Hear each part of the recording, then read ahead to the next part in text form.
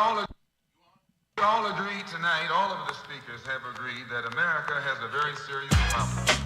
Not only does America have a very serious problem, but our people have a very serious problem. America's problem is self-destruction. Yeah, for self-destruction. Self-destruction. Yeah, for self-destruction. Self-destruction. Yeah, for self-destruction. Self-destruction. Yo, Daddy-o, school him some more. Straight from the mouth. Of why? And Daddy-o, Do a crime. end up in jail and You gotta go. Cause you could do crime and get paid today. And tomorrow you're behind bars in the worst way. Far from your family. Cause you're locked away. Now tell Do me. you really think crime pays? Scheming on taking what your brother had? You little sucker. You talking all that jazz.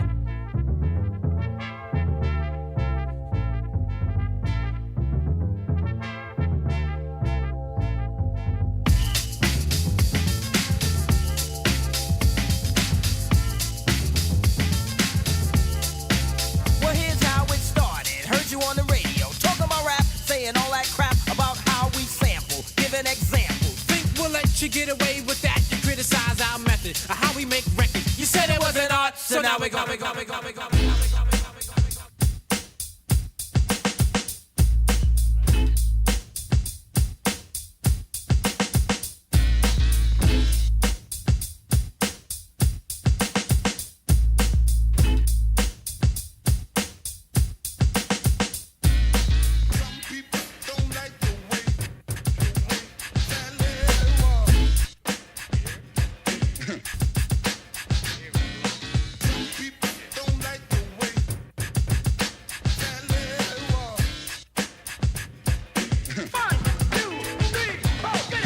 This story's funny. I met this girl and she had money in vast abundance. Google gobs, I mean redundant. Her eyes were hazel, her dress was suede, her voice was nasal. I found her so fly, but for the life of me, I didn't know why.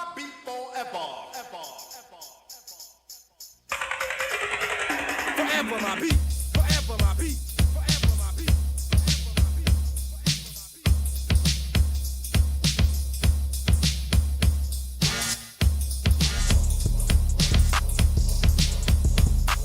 Forever mine.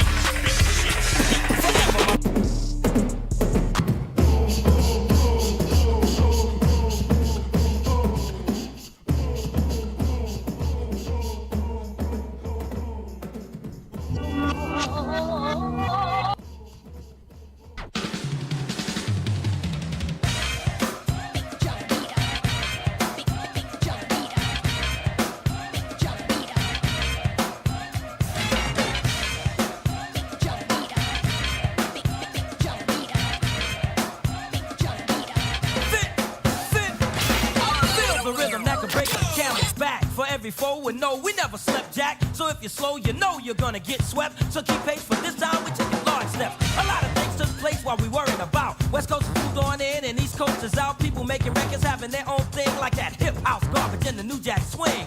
But the Brooklyn crew is saying no haps, and those who step in our way, they get jab slaps, puncturing ties, not leaving a spare. You ask why competition, cause we don't care.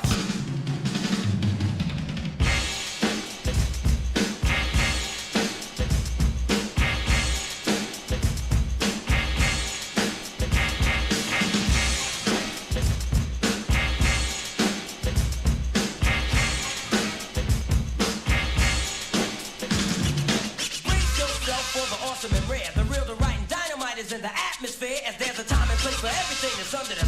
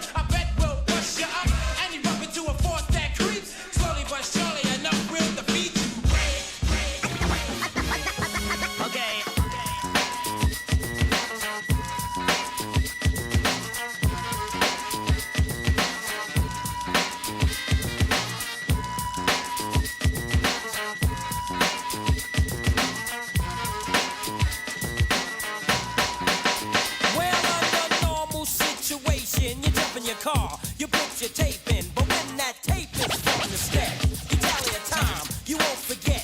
You listen to a band, the sound is hooping. It ain't no time for party pooping. You can get down to the real McCoy and enjoy the music we employ. How that sound? The steps abound, the hip-hop band, the six renown. A musical flow with an added twist. And for your girlies, wives is gonna throw you a kiss. So break out the champagne, pop the cork. The year's 88, the town New York. The crowd is live and everything's okay. BBC, let the music play.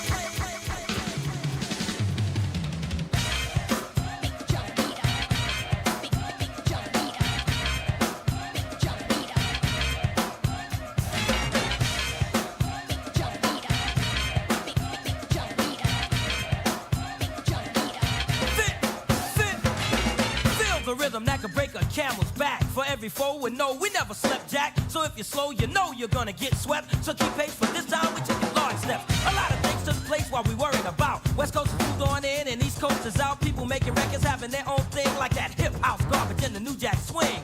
But the Brooklyn crew is saying no haps, and those who step in our way, they get jab slaps, puncturing ties, not leaving a spare. You ask why competition, cause we don't care. We're taking steps much larger than a giant. Wreck shop for those who are defiant. Could picture that, some thought that we'd be sleeping. Man, their minds must be going up the deep end. Straight up and down, we're ready for the tally. So shake and dance, but brace for the finale. From man to man, we're taking a stand. Funk it down, your first hip-hop band. Break. Speaking of a girl named Susie. Speaking about that girl named Susie, yeah. She moving, baby mama. Speaking of a girl named Susie. Oh, we fucking down here, y'all. Come here, Susie, Speaking of a girl named Susie. Let me rub you down, Susie, baby. Speaking of a girl named Susie. Oh, you fat bubba, bubba, bubba. Speaking of a girl named Susie. Said she'd do anything to suit me. Take off clothes or put them back on. Ain't that right, Wise? Word is bond. Coming from the show, she was always there. It's like we couldn't get her out of our hair. She would even follow us late at night. Right, Delight? Yo, believe the hype. Susie was a girl we couldn't get enough of. Can say it was love, cause I don't know what it was. Homeboy said she was a real loose cutie, so I tapped the dad and said, yo, we got Susie. Speaking of a girl named Susie. Yeah. Speaking of a girl named Susie. Yeah. Girl named Susie. Yeah. Speaking of a girl named Susie. Yeah.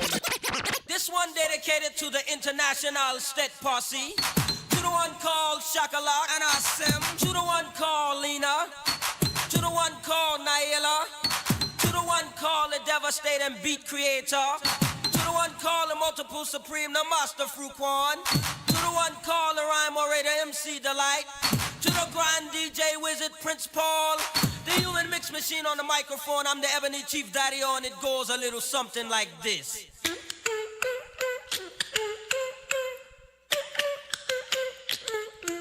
Well, here's a little story with an added surprise about what took place with me and Wise. Went walking one morning with our new suits on. Wise and his Adidas, me and my Benetton. Cooling out, drinking stout, talking about the world. When we were suddenly stopped by a beautiful girl. She was gorgeous. She told us that her name was Faye. She would like to get busy for the rest of the day.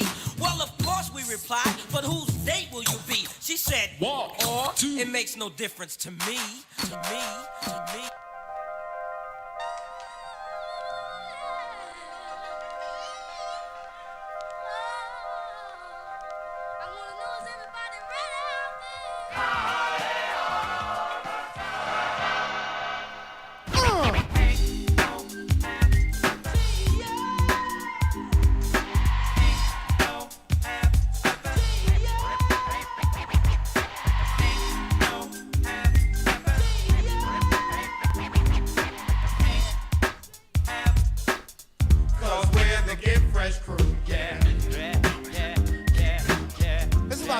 It's about that time to get paid. Cool in the shade. Drink a little bit of lemonade. Get paid. Come on. Oh man, there goes that record again. Yeah, that's new by Busy B. That's that suicide joint. Word, you mean he be rocking that when I was a young? Yeah, that's the one he be rocking. Homeboys, I'm getting ready to dedicate this one to you and to all you sucker guys. You know what time it is. Break it down, Jay. Suicide. I'm about to kick flavor. Come on now. Suicide. You mess with me, you just committed suicide. Gather around now, I'm about to kick flavor. Yeah, all right, here I go. Guess what? Here we go. Word up. Word up. Word up. Word up. Jungle Brother, JB for short. I bite a bit my rhyme and we almost fought. Fight. But since he was a brother, I thought that would be wrong, so I let him go. I let him run along. Run along. I write rhymes like I come from New York City. My DJ spin the music down to the nitty gritty. Running downstairs like it's 5 days a week. Searching and seeking for the baby band beat. The African rap that comes from within us. Brothers heard about it now, they wish they could have been us. We did an album with no problem. Now we're working on another with another Jungle Brother. Me. Q-Tip, his name. He's into business, not into games. So Q-Tip, when the light turns green, grab your bone and show 'em what I mean. Here's something that we should mention. Bald-headed girls with extensions. Here's something we think you should know. Listen up, it might make your hair grow.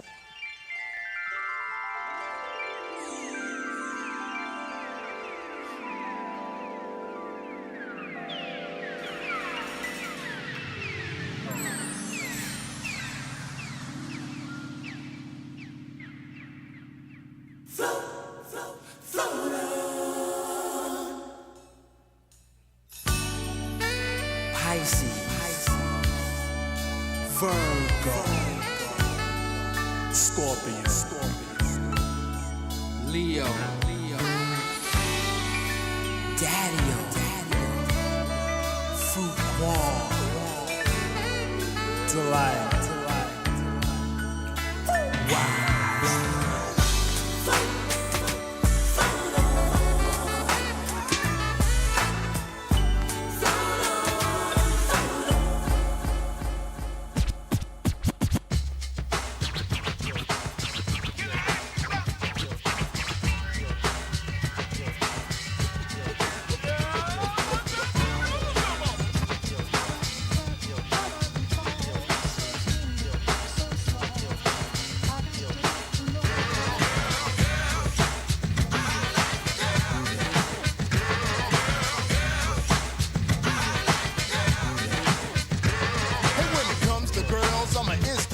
For the short and petite and the tall and the chunky. The kind of girls that keep it swimming in passion. Who broke them up when it comes to satisfaction. Cause anytime's girl, watch your time. Girl, watch your time, my time to unwind. Gotta find me a corner and set my sights for the real eye stormers. The fly short dresses, real tight jeans, sweet personality with gold earrings. Girls are just like diamonds and pearls and gold.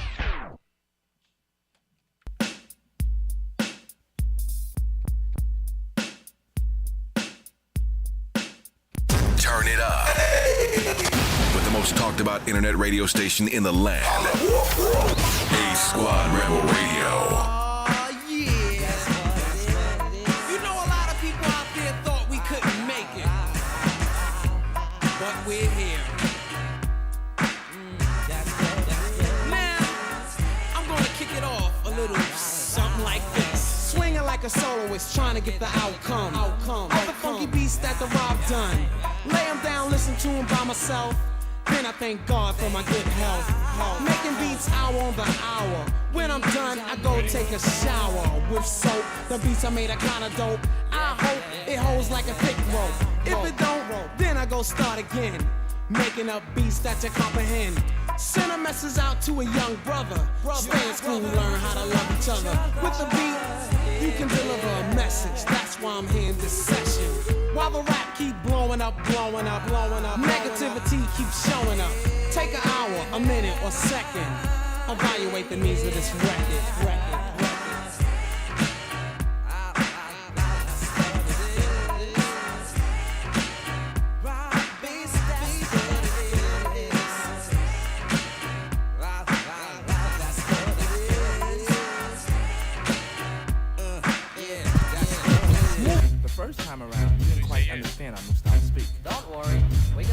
up right now. So why don't you all just grab your bags? Come on board, hoist the anchor, and we'll be off.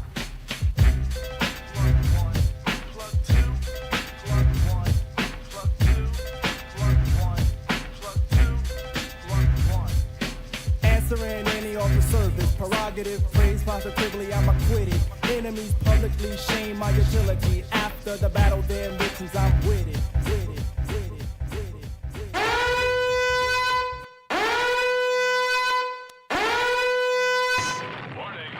This is not just another crew of coalition.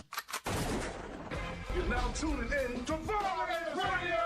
Welcome to Violators Unlimited Podcast Radio Show. Yeah, baby. Where we bring you the hottest independent hits and the latest news. Every Saturday, 4 to 6 on H Squad Rebel Radio with your host Chris Ali and your Violators lineup. Hero, Super Dave in full effect, DJ Rowe, Friend of the Dawn, DJ D Smooth, and Down aka Sneaky D, the producer. We are Violators. Along with special guests. Call it 973-392-2299. Okay. Violators Unlimited Podcast. That's right. Podcast radio show on H Squad Rebel Radio. Tune in every Saturday. Call your friends and tell them it's about to go down. Right now. Violators. We are Violators. Violator Radio. Keep it locked right here. Woo, woo. Feel a little rusty up in here. I feel a little rusty up in here. It's getting this old age is getting up to us. You know, we gotta get some energy up in here. Word up. Being on this vacation, summertime, school's out. Feel like we running the block a couple of times. I'm getting old. I'm getting too old for this. I would curse, but you know, got some good people in the house today, so I'm trying to be nice. Welcome everybody. Welcome back. We're back here on Violators Unlimited Radio. We here. DJ Rowe did his thing. You already know who's about to be in this place. Rusty. What? I'm rusty. Yeah. Been here. Yeah, I seen your cuts a little off. Yeah, I think I'll have to get somebody to come up there. I ain't ask you all that. Listen, I got somebody in the house that's a human mixer, so listen. You're replaceable, buddy. Yeah. You're replaceable. Understand that. You are replaceable. Word up. And he comes. I can't even say nothing. Look, listen. I gotta respect it. And he rhymes. And I ain't talking about no super rhymes.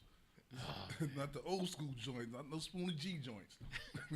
Word up. But listen, once again, thank you for being here. I know y'all's going through the crazy weather today. Hey, I just realized you holding out on. That's a nice color hat. You holding out on us. Yeah, wait till the website get finished. Yeah, okay. I gotta keep things on the. I ain't gonna speak on you having my brown hat, but that's another issue. Understand something, Big Zay. You know, thanks for hooking us up again, like always. But Zay got the Nick color hat. I'm watching. I'm peeping all of this stuff. You've been. I see all of this. You got to be around. He was around when I came out with the first batch. You know why I have a problem, Zay? You know, I get my stuff matched to certain things, and then when somebody tells me, "Yo, I like that brown one Chris had," I'm like, I had that first. Long before he just couldn't copy mine. So yeah, you know, I gotta feel kind of way. Well, what's on the hat? Violators. Okay, so anything Violators, what? It's mine. You'll say, because if you try to sell it, cease and what? Cease and desist. Thank you. That's it. But listen, thank y'all for being here. The weather's kind of crazy outside. The thunder was ridiculous. That thunder was coming down. The rain was coming down crazy this afternoon too. So thank y'all for being here. You could be anywhere else, but you choose to be here with the Violators on DV Podcast. The V. The V. You said DV. The V. You gotta say the Come on over all here, right. Junior. Come, youngster. Come on. You sitting back like this. It's okay. We haven't, we ain't seen each I other told- in a while. It's okay. Come Daddy, on, Junior. Yeah, how you say, Zach? Daddy still loves you. It's okay. Come on, Junior. What's going on? How are you? I'm good. You good? Over one. Now we're gonna, cause when our guests come up, we're gonna try to separate. So bring them. All right, but listen, the music was popping. We was doing our thing. Listen, some things are back out. Yeah, I was feeling in that 86 to 88, 89 groove. Playing some stuff To me, '88 is one of the greatest years in hip hop, if not the greatest. Right. You know, when I was playing some stuff off of a classic album out in that year. But, Yeah. Gonna wait till I guess get up here. I ain't gonna spoil that. You know, sometimes you just have to just go with the flow, right? Because sometimes people just have to kick in the door. You know, if they want to be someone, because they came from a band, right? And the band pushed through doors that nobody else pushed through doors before. So I want the brother to come push through the door like this, to walk up here like this is his stage. You know, so this is how we're gonna do. He's gonna let him just walk on up. That's what's up. Because he's from Brooklyn, but he's really from the Bronx. Oh, he's really from the Bronx. This is He stuff was I like born to in hear. Puerto Rico, came to the Bronx, and they kidnapped him, took him to Brooklyn. I don't understand that. I tell you, those Brooklyn people, boy, they sneak in your house and take things, but don't give it back. Don't give it back. That's crazy. Word up. But listen, I want him to walk up in here. You know, he has such a physique with himself. He comes in. And I just want you to understand he's not Harry because he got on the shades. Oh, man. All right, It so ain't you know Harry. what? Yeah, This we is know this ain't Harry. You know, Harry, they both are Puerto Rican, so I don't want you to mix this up. This is the man that got some talent. I ain't saying Harry ain't got no talent. No, Harry don't got it. Yeah, Harry's my man. Harry got. We're gonna get back to him. We're going to let the brother take over the captain's seat. You're not the captain. Hold up. Why you stood up? He's trying to be me. Yo, peace. Yo, no, we gonna move. going on? We get in the middle. Oh, I'm really taking over. Okay. No. We not you. Oh. You know we not doing that for you. Peace, fellas. What's going on? How y'all doing? Peace, bro. Good, brother. How you feeling? I'm hanging in there and stuff. All right. So what? Listen, tell them who are you? Yeah, what's up? I'm Wise from Stetsasonics.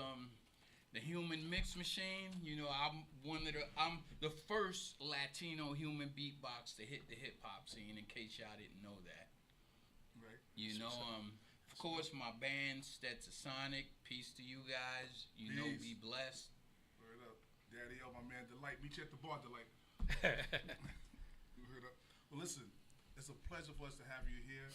You know, I know you had a lot of things. You had a good, not a good run. You have a great run of things that's going on through the hip hop. You know, just through the journey of hip hop. Yeah. Being one of the first bands of hip hop. Oh yeah, the original hip hop yeah. band. Yeah, right. we the first hip hop band to come out here and do our thing and stuff.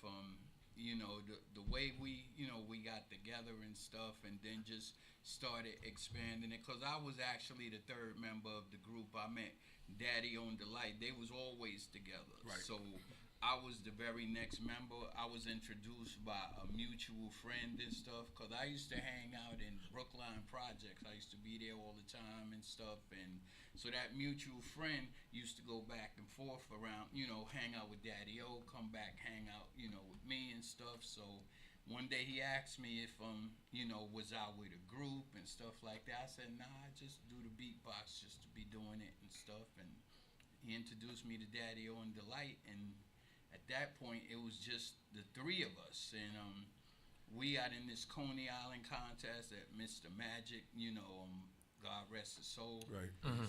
Mr. Magic put together was 89 groups. Wow. And we basically took first, second, and third prize. Wow, that's what's up.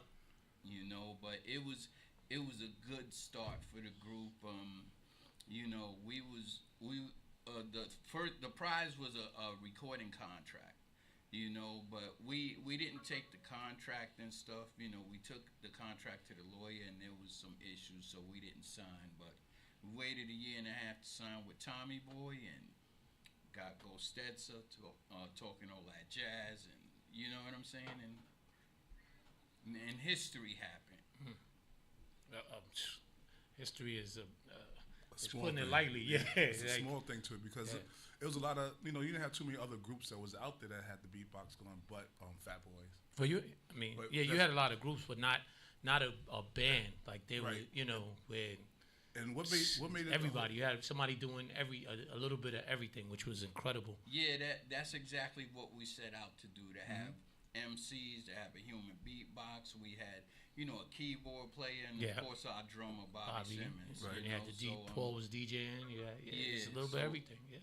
We just wanted to come out, different. We wanted to be, different than anybody else and stuff. And one of the issues that we had with the record company was that they didn't know how to market a hip hop band. You could have marketed us the same exact way that you market everybody else. You know what I'm saying? The only thing is that we're a band, because years later the Roots came out and you know there were other bands and stuff. But the thing about it, what made Stetsasonic different is that we were sort of like a family act, if you want to call it that. You know, that even Bobby as a drummer, he's involved in, you know, he has a mic stand with his drums, so he's able to say anything. With any other band, there's not too many drummers that you see get involved with the show like that. Right. You know, so everybody in the group is involved with the show. Everybody has a mic, even Prince Paul. Wow. You know, so I mean, that's what made it different with us, because the thing about it, like a lot of groups, you know, that have bands and stuff, you don't see their drummer with a microphone or even getting up from their drum set and going to the front of the stage and hype up the crowd and stuff like but that. even with that, even when you look into bands, and you always say like a band's gonna have lead singers and whatnot. I know that even with the Volleys, at one point we had females that say, "Oh, you need to have a female within this." Did you ever get approached, or did you have that conversation of like, "Oh, you know what? We need a female in this band. We need to do something of nature because for the girls, like, you know, on some sense of that." Yeah, I mean, with right now, I don't know exactly, you know, because I know Daddy-O had you know, he wanted to hook up a female in the group and stuff like that, you know, and we have a new album that we put out like maybe I think 3-4 years ago, called Here We Go Again. That's the newest album. I think 2004, right? No, so 24, yes. So it's like we have a female featured on one of the cuts called Cypher Part 1. Her name is Marla Rames. You know, now Daddy-O had talked about, you know, putting her into the group and stuff like that, and you know, I mean, I don't really know what the deal is with that and stuff like that, you know, because he talks about it, and you know, but you know, keep it a man's thing. Yeah, keep it a man's because thing. And the thing about it is this, you know, that when it comes to Stetsasonic, and this is how I feel personally and stuff, the dynamic of the group with the guys is what it is, and I don't feel that we should take anything away from that, adding somebody new to the group. I mean, that's my personal Keeping the core the way it was. Yeah. And the thing about it is that, you know, even right now I'm 61 years old. Wow. You know what I'm saying? Look good you for know, your age. Thanks a lot. And the thing about it is that the guys are still they're still here. You know what I'm saying? So, you know, I feel, you know, putting somebody new in the group right now would completely mess up the dynamic. Yeah. You know, especially because these guys are still breathing and stuff. Yes. I just wanted to go back to something you were saying before about when y'all first came out, like everybody having a mic. You know, we didn't have the internet back then, so you didn't see, unless you saw videos or you saw your live, we never knew who was what. I'm not gonna lie, I knew everybody had a different part, but I didn't know you rhymed. I didn't know I just thought everybody was MC. I didn't know, because the way y'all came out, you never could say, well, he was doing the beatbox. You knew it happened, but then when you hear somebody else rhyming, you're like, wait a minute, I didn't know he did that too. Yeah. I didn't know. So it was interesting because everybody did have a different part and did do things that it kept us hyped and looking for more, because everybody, even like I played Self-Destruction earlier, it wasn't to the video that I said, wait, why is it actually rhymes too? Like, it just is, you know, so yeah. Because even back then, I was doing I'm 61, like I said, I've been doing the human beatbox since I was like 16, like, you know, and the thing about it, you know, Buff pretty much, I mean, my opinion, Buff brought it to the forefront. I mean, a lot of people have to know that, even though, you know, Doug calls himself the original, Buff brought it to the forefront and stuff like that, you know. And you know, I was doing a human beatbox for a long time, but I was also rapping from time to time, even before I got with the group. So when I got with the group and stuff, little by little, you know, like I would like freestyle outside of, you know, like not making records and stuff like that. So little by little, as we was creating albums, like on the first album, I was doing strictly the human beatbox. The second album, I started working my way with. I'm on DBC, Let the Music Play, Float On, So I'm gradually working my way, into the group as a rapper and stuff. On the third album, I'm in a lot of, songs on the album, because by then Fruit Corn left the group. Okay. But the thing about it, even though whether Fruit Corn was with the group or not, I was still going to make my place on that third album because I was gradually working my way there and stuff. Because little by little, if you really notice, the human beatbox wasn't getting more popular than 1988. It was just, the status of it was just dropping and dropping. So my thing was to start getting more into being vocal.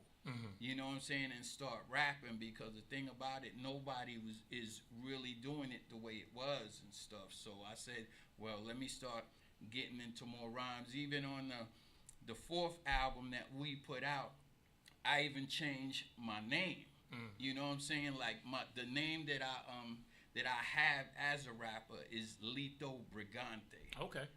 You know what I'm saying? And the thing about it, I got that name through that movie Carlito's Way. Yeah. You know what I'm saying? Because his name was Carlito Brigante. Yeah, that's right. And he played a Puerto Rican character. Yeah. So I said, you know what? I said, let me come out with, you know what I'm saying, with a name, but I shortened it to Lito Brigante. Okay. So your name was that 5%? Did that come from that, or that's just a? Yeah, that actually came from that. Yeah. Okay. I've been and plus the human mix machine. So now I have two alter egos, sort of say and stuff. That human beatbox, the human mix machine, and Lito Brigante is the rapper. And right now, like, I'm working on some material on my own. I'm working on the album and stuff. The album is called Spin-Off. Okay. Because of course I want to spin off from where Stetsasonics came from and stuff. I have my own material right now that I'm working on and stuff. And hopefully I could get a good distributor. I hope you get it to us so we could, Oh yeah, no doubt, definitely. no doubt. Yeah. Just you brought up Buffy. Just rest in peace to Buffy. Rest in peace to Biz Markie. Fifth year. Biz, Buff, you, like I said, Dougie. We had Rozelle. What was the DJ for? Beatbox. Ready Rock C. Ready Rock. Ready Rock C. We had Eminem from Harlem. Eminem. I remember all those Rozelle. guys. Yeah. So you had all these guys who, at one time, everybody even had Run beatboxing on a record at one time. You know, you had all of these guys and a lot of beatboxing. How do you feel the original 4 elements of hip hop? Right, we always said with MCing, DJing, breakdancing, and beatboxing. They try to bring breakdancing back in the Olympics. I don't really know what they were doing. Yeah, I remember. And they took it off. Yeah, though, right? yeah. There was 1 year, one and done. So how do you feel with being that you mastered one of the cultures, one of the original elements, and it not being in music the way we see it now? How do you feel about that? Yeah, I mean, when I got down with Stet and we started doing all this stuff, I was like 17 years old, and I honestly thought that it was going to continue to be something popular. Yes. I mean, it's a hard talent to do. You know what I'm saying? It's a very hard talent to do and stuff. And, like I said, as it started fading and stuff like that, you saw it. You saw it.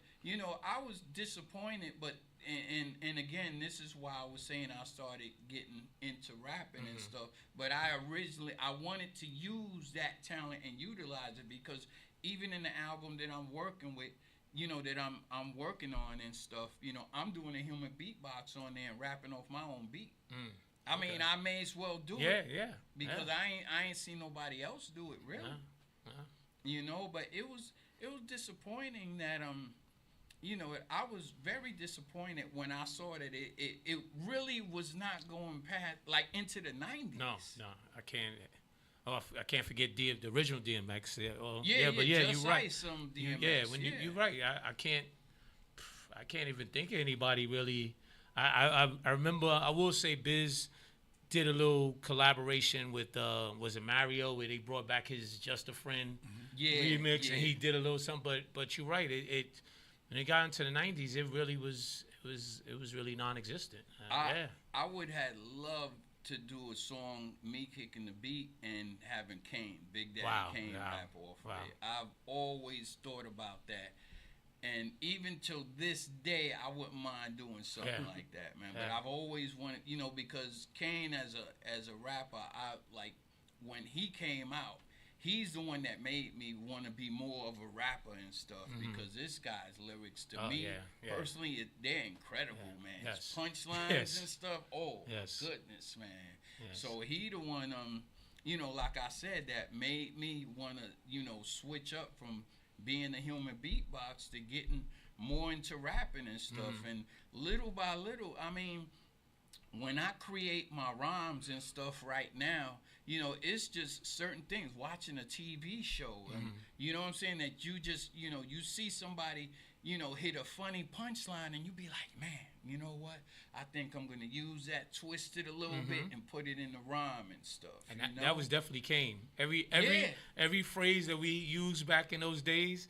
It was meanwhile back at the ranch, or he always something that we would always say, and the next thing you know, he had it in the rhyme. I mean, this guy, he, to me, he's incredible. Even to this day, even to this day, he's incredible. He's the guy that made me want to become an MC and drop the human beatbox, but not drop it totally. Like I'll use a sound here and there on the record and stuff, because the thing about it, at times when you create music and stuff, there may be a certain type of sound that stands out and just catches everybody's ear. You know what I'm saying? And like in Sally with that, you know what I'm saying? That a lot of people don't know that's, Nah, you said, I didn't even think about that. So that sound it's certain sounds, you know what I'm saying, that would stand out. Like I got this cut that I'm working on that I'm doing the human beatbox, and what is this guy's name? Mad Lion. Because you know how Mad Lion, how he speaks and he talk, and he has that raspy. The raspy voice. So I have a song that I'm kicking the beatbox, but it sounds like Mad Lion. Wow. You know what I'm saying? That it's like has that raspy. I'm going. Okay. You know what I'm saying? Yeah. So it has that sound in it and stuff, and I think that would stand out a little bit. Yeah. But especially everybody knew who Mad Lion. It's like Mad Lion kicking the beat. Wow. It's like Mad Lion doing the beatbox. And I'm like, so I want, when I create and stuff, if I'm gonna use my own sound, because for a lot of my cuts I'm not using my own sound, but for that particular cut, because I had that idea for the longest. So I'm like, you know what? I said I'm gonna put it together and let me see how it goes, and it's coming out really good. That's what's up. Do you think that way today's technology is, right? That coming back, like doing the commercials like you did before, about doing a commercial now using the beatbox, do you think AI could just take over what you did as a human? It's a possibility that with AI, the way that AI, the technology is nowadays and stuff, it would definitely bring it to like a higher, what you call it and stuff, in reference to making sounds. Because I remember when we were overseas and we was doing this show. As a matter of fact, we got this same show. That was 2019, but we got this same show coming up in September that we going overseas to Amsterdam and stuff. Now, we have the show, and then they also have a festival out there, and in their festival, they have an area for nothing but human beatboxers. They have an area for break dancers. They have an area for DJs. They have you know what I'm saying? That you could walk to either area just to view to see what's going on. And the human beatboxers had this sound machine and stuff that they were using. So they kicking a beat and it's making it sound even more incredible, man. Wow. You know what I'm saying? So I went and bought the same machine and I got it in my studio at home. Yeah. You know what I'm saying? Because I said, why not? If they could do it, I'm going to do it too. Yeah. You know, and upgrade that human beatbox thing a little bit more, especially creating music. So that means saying that, since you got the studio in your crib, you got the technology from overseas. Yeah. So what's going on with the solo project? You know, right now, you know, I'm working on it because what it is that when I'm working on a song and then I have an idea for another song, I put that one on pause and start working on the other one. Because the thing about it, if I don't do it, I may forget the idea. You know what I'm saying? So that's how at times like I do my music and everything. When I'm producing it and working on it, and then in my head I hear something, but it's not meant for this song. It's meant for new. You know what I'm saying? Yeah. And that's how I produce all my music and stuff. Because I don't want to forget the idea. Once you got the idea in your head, you gotta work on it. There's times that I'm asleep. And in the middle of the night, I get an idea, and I say, I gotta put this down. Because I have a little studio app on my phone. Okay. So, you know what I'm saying? If I get an idea for music, then I'll do it, I'll kick the beatbox format, the music that I hear in my head. And I just put it on that, wait till I get home, then I create the music and I guess stuff. wifey has to put on earplugs at night because he wakes up in the middle of the night start beatboxing. Taking off the phone, she gonna be like, what?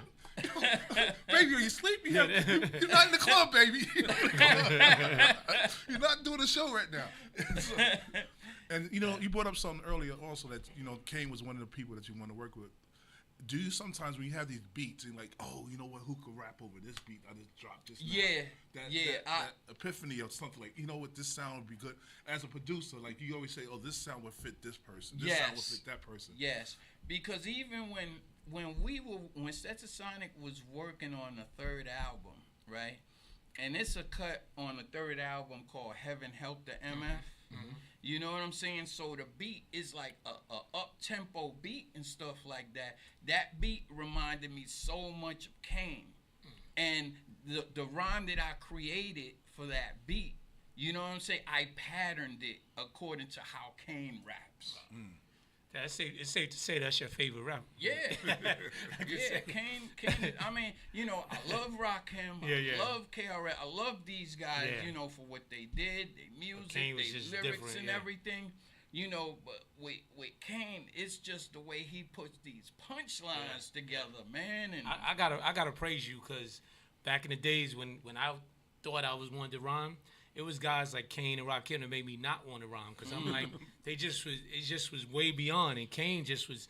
Plus, he was the sex symbol. So you really wanted to, it just was different, Yeah, I mean, we was on the road together. We toured together many a times. And stuff. He still puts on a great show. Yeah. Kane is even show wise, the guy he's a showman. Yes. He's really good on stage too and stuff.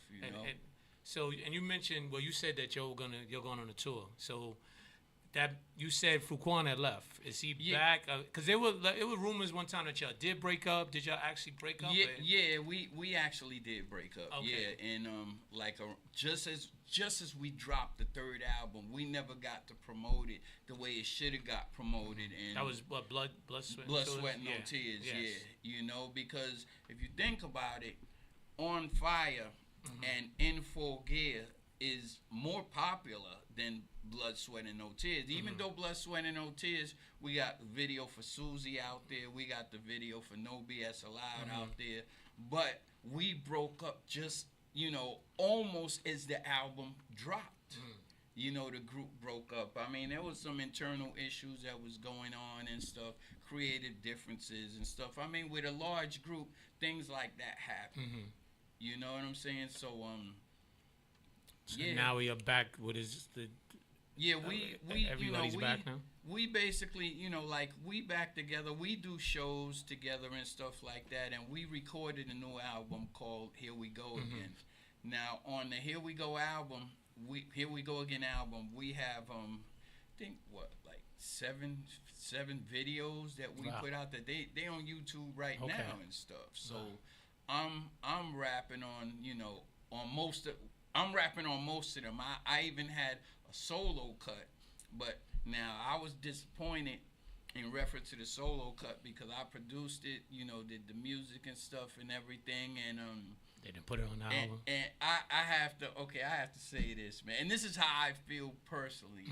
I felt that track was sabotaged, you know, and this is why, because the thing about it, for this album and stuff, like Daddy-O and Delight, they the ones that told me, yo, Wise, you should rap in Spanish. You try rapping in Spanish. And like reggaeton and stuff? Yeah.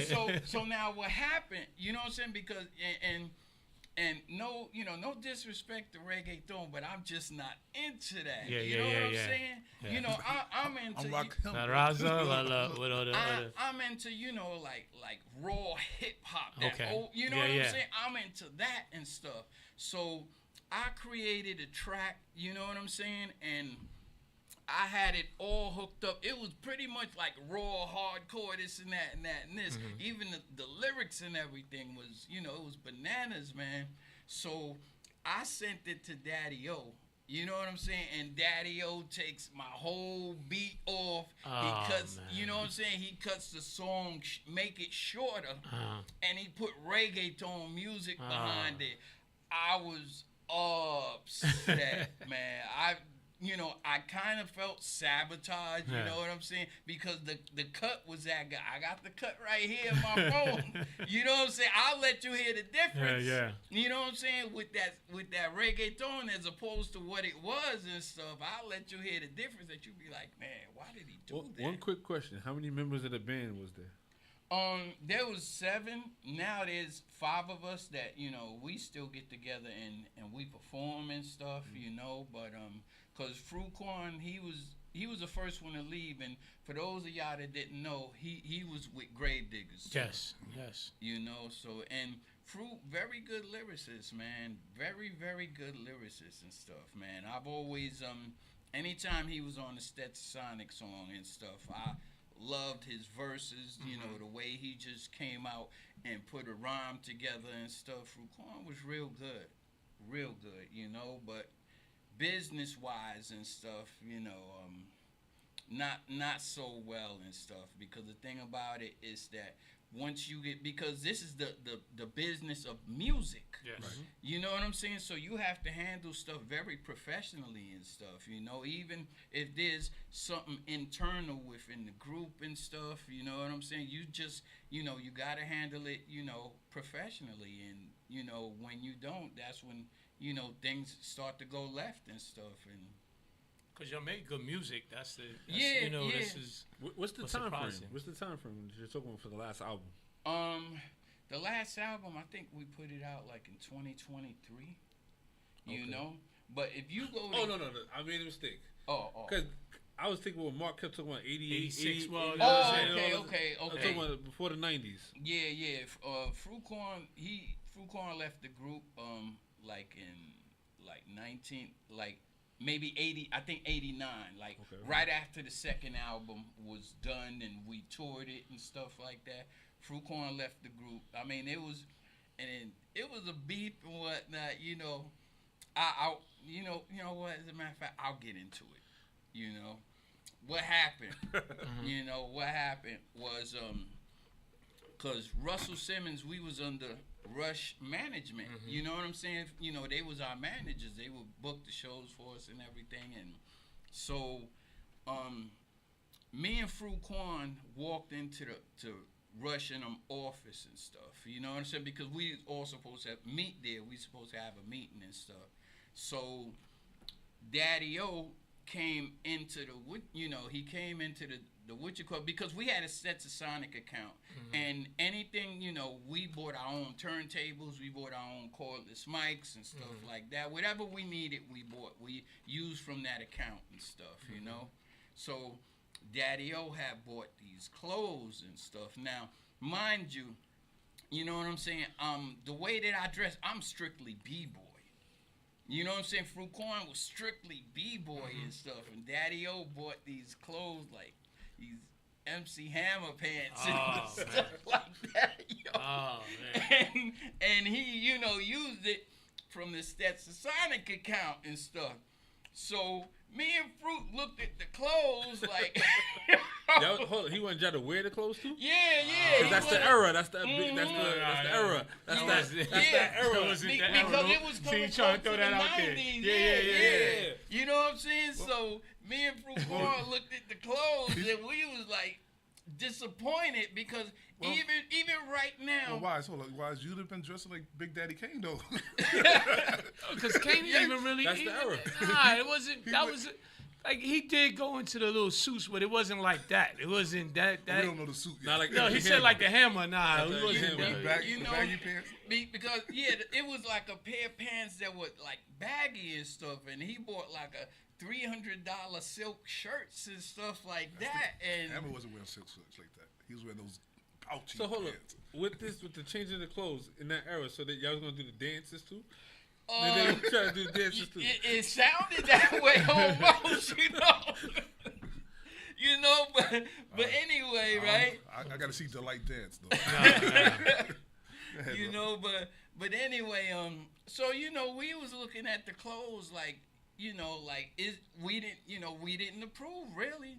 You know what I'm saying? We didn't approve, and so Daddy-O was, you know, he was like looking at us how we looked at the clothes and stuff like that. And Fruit Corn was like, nah. He said, I don't understand why you would go into the account and buy these clothes and stuff like that, and you know, try to change out. We were the Knights in White and stuff. You know what I'm saying? So why would you, you know, come and buy these clothes and you know, try to force this look on us? You know what I'm saying? And Daddy-O was like, well, if you don't like it, you can leave the group. And I'm like, you know, I'm saying to myself, yo, where did that come from? You know what I'm saying? Because you don't handle stuff like that, man. Because now you putting a man's back up against the wall. Yeah. You know what I'm saying? And that's exact. Fruit Corn left. Fruit Corn left. And then the thing about it is that afterward, Daddy-O was like, what about you, Wise? You know what I'm saying? And I didn't say anything. I kept my mouth closed because that was my source of income. And at the time, you know, I got married out, you know what I'm saying? And I had a young child. He was only like a year old. So that was my source of income. And that's the only reason why I didn't leave. Now, I had, you know, a steady source of income, I would have left right along with Fruit Corn. Because that's not the way that you handle business and stuff, you know? And you know, I couldn't blame Fruit Corn for leaving, but there's a time that we got back together and we started doing even Fruit Corn. You know what I'm saying? We got back together. We started doing shows again and stuff like that, you know? And, you know, after a while, you know, Fruit Corn's behavior was like, you know, it just wasn't professional. So the second time, you know, okay, I couldn't blame that, you know, that they put him out the group. Yeah, okay. You know what I'm saying? But the first time, he was justified to leave. I can't see y'all going from troop suits to Hamlin. That's you what, know what I'm saying? I can't see that. Saying, man. You know, that's what I'm saying. Hold on, Mark, one quick question. As a Latin rapper, because you're a hip-hop rapper, you said you don't justify with, like, the reggaeton and stuff. But sometimes in that era, they talk about Fat Joe. So you can say you, like, inspired Joe to get on the mic and rhyme as a Latin rapper in hip-hop. I would, you know, I mean, I would kind of say that and stuff, you know what I'm saying? Because, you know, I love Joe's music and stuff and, you know, and his direction and stuff, you know? I mean, I don't, you know, me, myself, you know, like, I don't do songs, like, in reference, you know, to robbing people or gangster and stuff like that, you know what I'm saying? I mean, I'll put my own spin on it, but, you know, to each his own and stuff, you know what I'm saying? Like, you influenced him, like, yeah, he's a Latin rapper, he's coming through the doors back in his era. That's what I was asking. No doubt, man. You know what I'm saying? Even, you know, seeing, like, Latin rappers come out and stuff, man, and doing their thing and stuff. You know what I'm saying? It's, No, he's on that.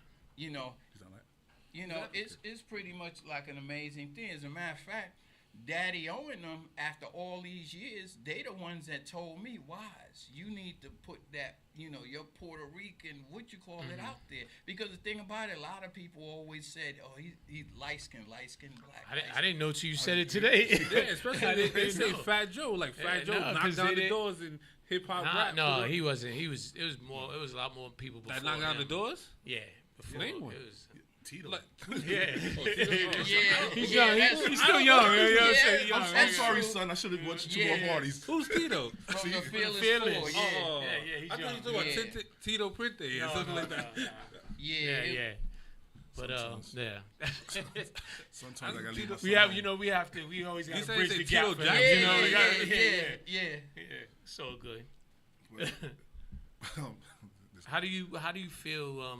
You did mention just now you don't like talking about robbing people and things of that nature. So how do you feel being one of the early pioneers or early musicians in that golden era? How do you feel the music is now, like where it's gone? To me, I look at it like this: like the music of today. It's like a long single. Mm-hmm. You know what I'm saying? That just keeps going and keeps going and keeps going. And it's a long single because everybody talking about the same thing, basically. You know what I'm saying? They just wording it different.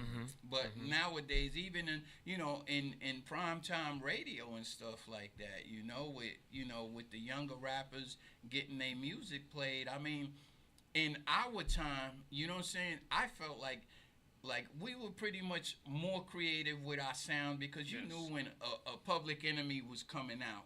You knew when EPMD was coming out, when Rakim. Everybody had their own sound, their own style and stuff like that.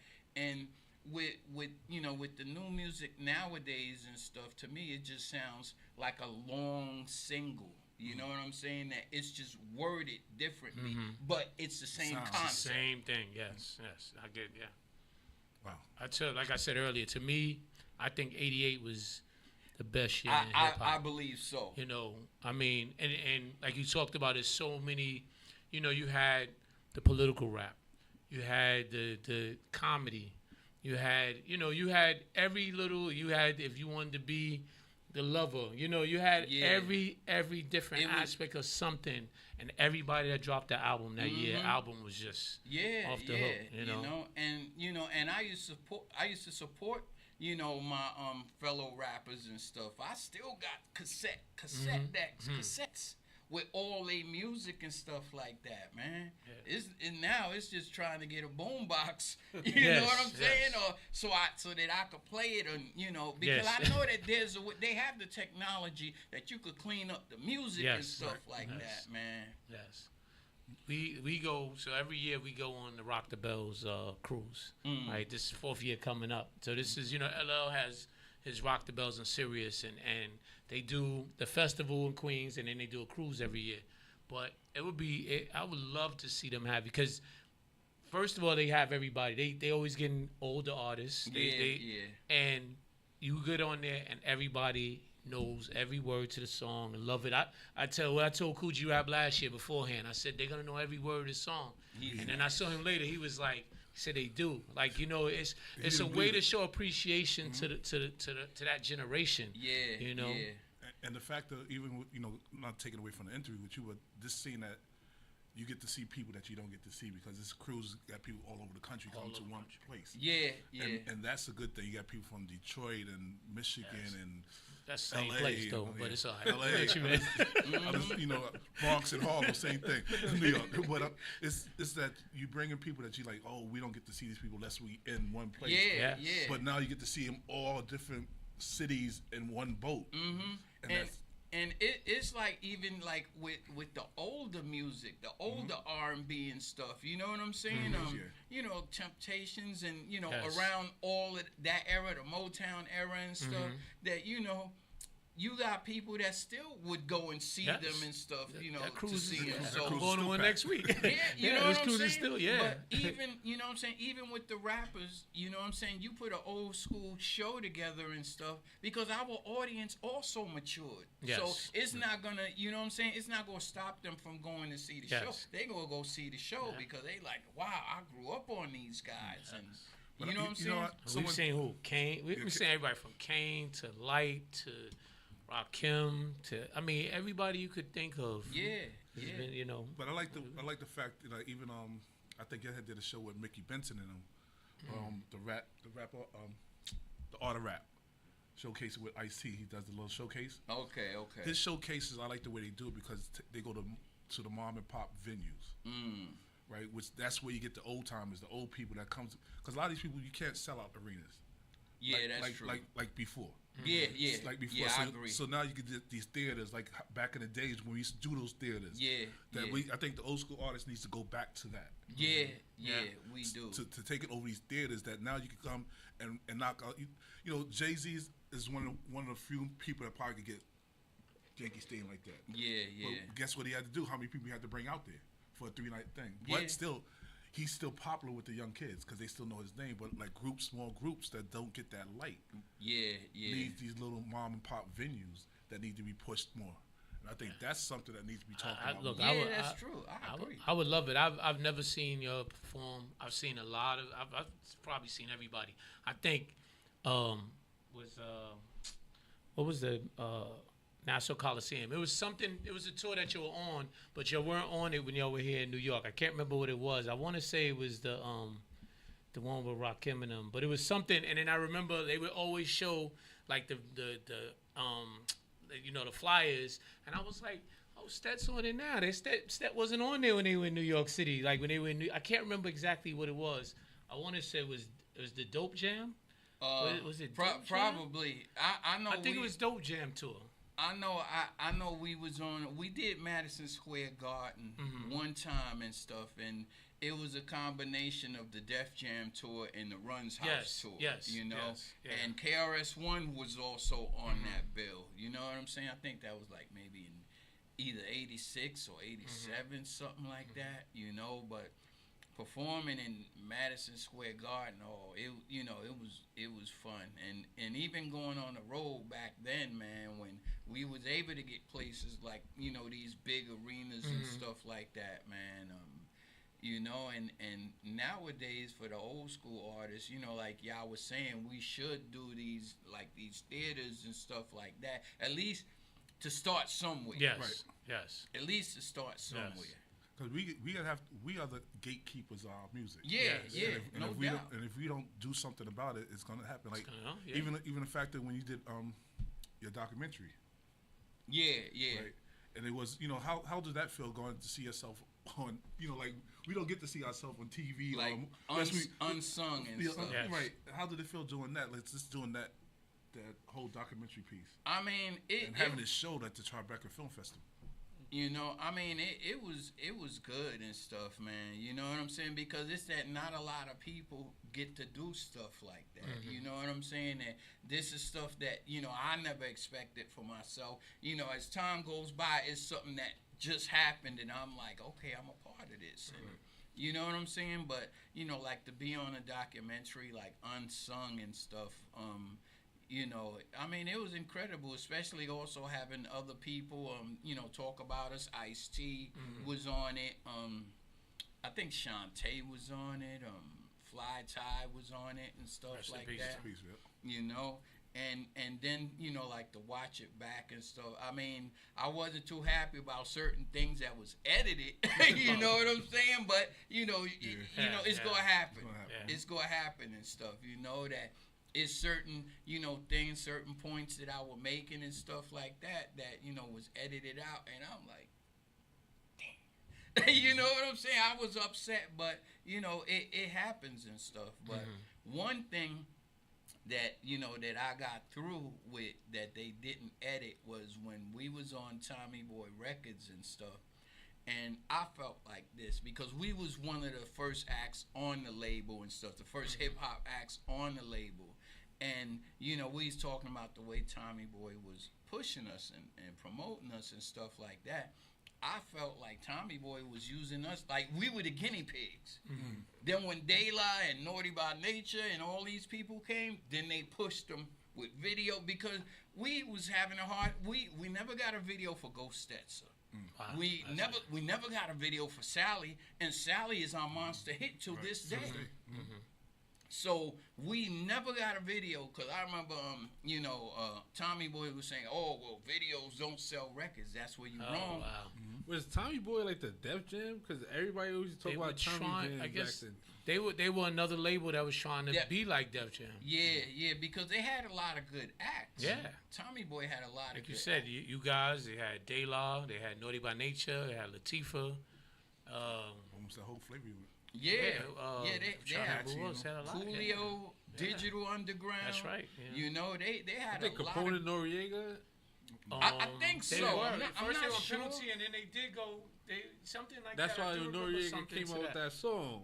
He was Yeah. like, he said, "Fuck Tommy Boy, them niggas just suck." Yeah.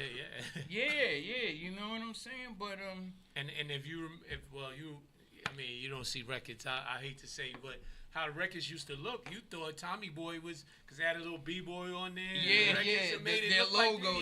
Like, you really thought they were doing something, you know. But, I know they gave. I know De La went through hell trying to get their masters. Their masters, yeah. We just recently got ours. Wow. Just recently. That 30-some. But rule, 35 years. but we didn't get it from Tommy Boy and stuff, you know, because it was a company that bought Tommy Boy out and bought all the artists, you know, the what you call it. So we just recently got ours. You know, we got it for the second album and the third album, but now we have to wait 2 years to get the first album, On Fire, to get our masters for that. We have to wait. And a lot of that stuff is still being sampled. Yeah, because it's supposed to be like a cycle or something to that effect, you know, in order to get your masters. We was able to get the second and third, but we missed that cycle for the first one. Yeah. So now we have to wait. You have to wait till it come back around. Yeah. Dress talked to Dress from Black Sheep. He talked about that. Yeah. You missed out on that. That's sad. It's sad that they. I saw Prince. Something Prince was told. I think it was Alicia Keys, and she wanted to do a song, and Prince asked her, did she own her masters? And she said no, and he said, you know, I love your music, but I can't do it because I'm tired of putting them and their family through school and college and all that stuff. Yeah. And you would think that they would have, after all these years, what do you want? You know, you still got masters of people. You still trying to get everything from them. Give it back. Yeah, exactly. Point, Exactly. You know, because, I mean, come on, a lot of time went by, as a matter of fact. Yeah. You know, I could understand, you know, okay, you want to try to juice it for a little while, and I could understand that. For a while, but after 30 years, you like, you know, And then the crazy part is if you do, the money that y'all guys, where they think, okay, it's over, this is when y'all can come out and start doing all these little things and popping up and doing these shows and stuff, and y'all get, you know. Yeah. I said the samples, people are still sampling this music. Yeah. You know. Wow. So can you tell me a little bit about Love Shot? About who? Love Shot. Was that something that you did? Nah. Yo, Wikipedia is not good for me. That's not Wikipedia. That's probably AI. See, that's what happened. You listen to AI. That's what happened. This is what it said. That was one of your most streamed independent solo projects. Nah, that's not. I was like, okay. That's what you get for you doing AI. I know. I was trying to look sexy and get some good information.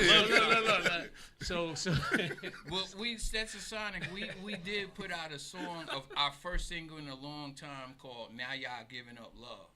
Okay. You know what I'm saying? So I was almost there though. You know, I mean, that was the first single that we put out in like over 30 years, and that even LL requested it to get it played on the Rock the Bell show. Okay. Because we haven't put out, you know, any records in over 30 years. That's a Guinness Book World Record type, you call it.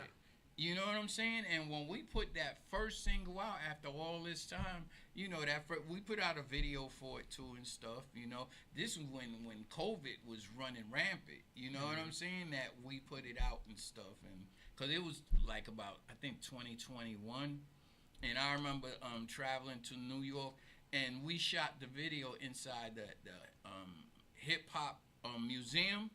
We shot it inside there because they got an area that looks like a train. Yes. You know what I'm saying? And if you look at the video, you know, we shot it in there and stuff. And at the time, like I said, COVID was still in effect. It was 2021 when we met up and we did that. So we was wearing, still wearing masks and stuff. But for the video, of course, we, took the mask off and shot the video and, But it was, when I saw that museum, I was like, wow. And I think that's like when it basically first was in effect. Around that time, 2021. Because it's funny you say that because they had a little tribute for Biggie. His death was March 25th, 29th. Yeah. I went there. They had Easy Mo B and a bunch of people DJing. Right after that, I caught COVID, and I kind of thought it was because that was when I was actually in the crowd and around that environment. Yeah. Shout out LG, my man and Rocky. Yeah, that's gonna be something big when they finish that. I was about to say, what you think about that, the Hip Hop Museum, because them bringing stuff that's another place that's like your documentary, your kids gonna see this. And then for the museum, especially to be here in New York. I'm loving it, man. You know what I'm saying? I mean, if you guys haven't seen the entire, the inside of it and stuff, they got, old school stuff, man. You know what I'm saying? Curtis Blow, Cold Crush. You didn't get to see the most of it because when we spoke to Rocky, they have a lot of stuff that hasn't came out yet. Because now they got to keep moving it because the space that they have now can't take everything they have. That's right. So I can see like the stuff. He already told me that he got stuff from your guys already that he's gonna be posting there, and it will be a pleasure like for them just to have something that's just talk about beatboxes. Period. Like this because that's just a step by step for elements. For that to be there. And God willing that we still here to see all that be done. And to see you be like, because you and Dougie are really the last of the founders, really, of it, that I can say is still alive. I mean, Ready Rock, he's pretty much still around and stuff like that, because I got his number and we talk from time to time, even till this day and stuff, And that'll be cool. Rizel, very cool individual, man. Rozelle, very, very cool individual and stuff, I remember one time. I'm sorry, brother, because you just got a request that you need to be on a phone call tomorrow at 7. Oh. Daddy Okay, yeah, all right, so. Okay. So let me ask you, if you no particular order, your top 5 beatboxers. I know who your favorite rapper is. We got that. Okay. With human beatboxers, even if it's somebody we never heard of. Okay. Now, there's a lot of new guys that are really, really good. I don't know their names and stuff like that, But if I had to pick, within the old school vicinity and stuff, even if you don't do 5, give me your Mount Rushmore. Well, I would definitely be on that. Of course. Just say that. I'm looking at them going, okay, if you don't say your song, I'm just going to kick your chair. I would definitely be on there. I would put Buff. Okay. You know what I'm saying? Because Buff is the guy that, I got to put Biz on there, definitely.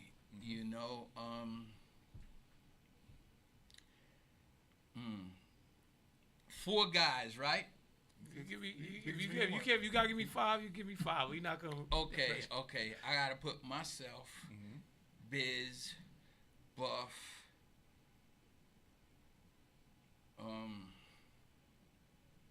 I will put Rizel definitely. Well, Rizel and Ready Rock. I couldn't put Doug in there.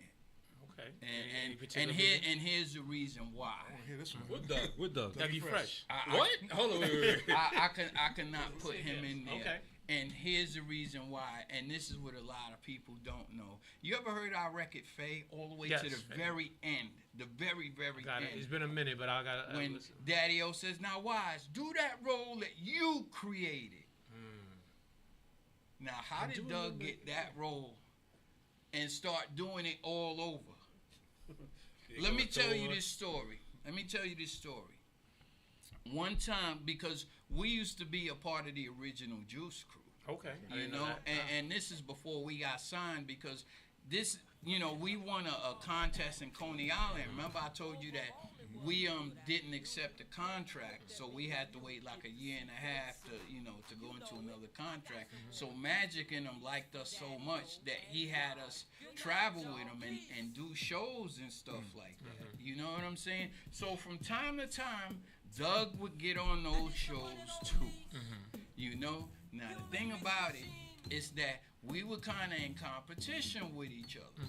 You know what I'm saying? Doug, you know, I give it to him. He's good with doing them clicks. He's, you know, no doubt about that. Them clicks, he's real good with them and stuff. You know what I'm saying? But when he heard me, you know what I'm saying? And I started, I'm the one that created those roles that he do today. I created that. Wow. You know what I'm saying? And from this point on and stuff, yo, I was like, I used to call him the original biter. Wow. You know what I'm saying? Because, you know, I mean, I kind of, you know, I don't consider him the original. You know what I'm saying? And I'm sorry, but I don't. You know what I'm saying? I think I was doing it a little longer than him. I just wasn't well recognized the way that he was. You know what I'm saying? But when we met on, you know, many of occasions and stuff like that, and you know what I'm saying, and he heard me, I think he would, no, I don't think I know. He was paying good attention to the sounds that was coming out of my mouth. And all of a sudden, the sounds out of my mouth was coming out of his mouth. Yeah. Wow. And the thing about it is that he had a record deal before we got a record deal. So when I heard my sounds on his record, you know what I'm saying? I was like, and that's why on Faye, Daddy O said, "Yo, Wise, do the roles that you created." We gonna play that too. You know what I'm saying? And even with Faye, when we put Faye out, role that you created. There you go. Which something that you would think Dougie created, because Dougie does it all the time. You know what I'm saying? Just heard it this week. You know, but and that was on Fire album. Yeah, on the On Fire album. Which was before, it was 86. You know what I'm saying? But yo, I've been you know what I'm saying? Like I said, that's one of the reasons I won't put him in that. It was one time we were supposed to battle at the Roxy. That's an old Roxy. One time, let me tell you. One time let me tell you that, and you know, okay, let's put it this way, right?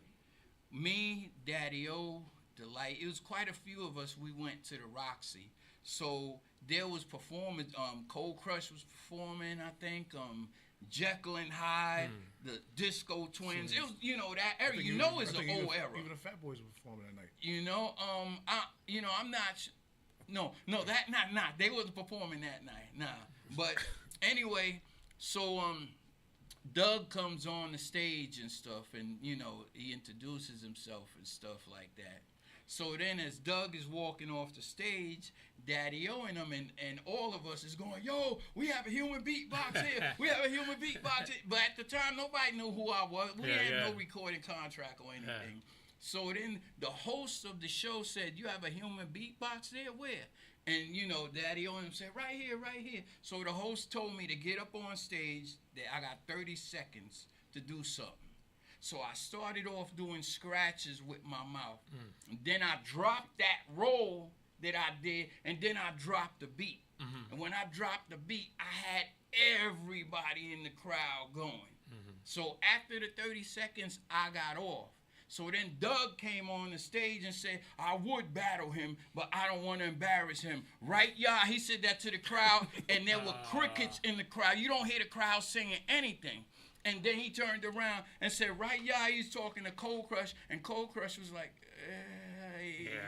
yeah. I know Cass, you know what I'm saying? like, yeah. But they was very hesitant to, you know, to agree with him and stuff. So then the host has said, okay, well, later on, we're going to have Doug and the other human beatbox battle. We're going to take a music break. We're going to play the music and then come back to the stage and all this and that. Later on came, the host gone. comes on the what you call it. He comes on stage Doug's and he gone. says, he said, where's the other guy? Where's the human being? I said, I'm right here. Now, where's Doug? Oh, man. Where's Doug? Doug was gone because he knew that day he was going to get waxed. Man. Wow. He knew that day he was Wow. going to get waxed. Wow. And that's a true story. That's a true story. Doug would never admit to it. He would never admit Look, to it. we know enough people that we could ask that to verify it too. Yeah, put it up there. Yeah. You know what I'm saying? Yeah, if you put it out there, I think people will respond to it, man. Wow. Listen, hey, even back, you gotta like even back then, back in those days, you had to be very careful when you was rapping. Whoever, like if you was like, I remember back in the days with the group that came out of Staten Island, Force MDs, Force MDs, Force MCs, Force MCs, Force MDs. Well, first MCs, the MDs, yeah. So, but when they came out, they started rapping back in the Force days, MCs, yeah. making those type of routines. People used to bite their routines. You hear them on the records next year because they wasn't able to put it down. Something else. Yeah. You know, that was always happening. Like, who gets on the wax first? Yes. Now they could claim who's the first. Yes, exactly. You know what I'm saying? And that's why on Faye, that's why Daddy-O said what he said. You know what I'm saying? Because Doug got to put out records before we did. Right. I mean, we probably could have put, our stuff out at the same time. But like I said, when we won that rap contest, we didn't accept that contract because it was all jacked up. We took it to a lawyer, and he said that we were basically going to record music for nothing. Free. No royalties or anything. You know what I'm saying? So it took like another year and a half. We was, hooked up with Mr. Magic, doing shows here and there and stuff. And then Mr. Magic and him is the one that introduced us to Tommy Boy. But you know what? You brought up a good thing, right? Back then, y'all was kids. Yeah. Y'all was kids, and y'all had the smarts enough to say, you know what, we need to get a lawyer, and for them to come really check over the information. Because a lot of people got caught. Yeah, a lot of people.